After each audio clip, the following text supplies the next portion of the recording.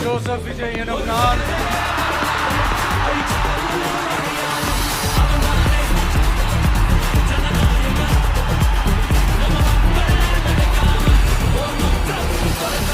சட்டப்படி அமைக்கப்பெற்ற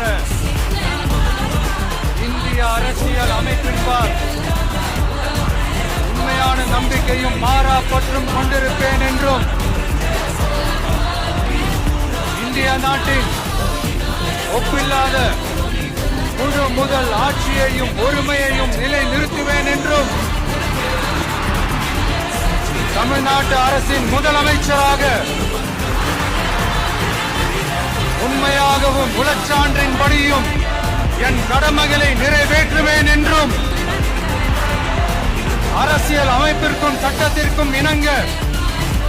அச்சமும் ஒருதலை சார்பும் இன்றி விருப்பு வெறுப்பை விலக்கி பலதரப்பட்ட மக்கள் அனைவருக்கும் நேர்மையானதை செய்வேன் என்றும் ஆண்டவன் மீது ஆணையிட்டு உறுதி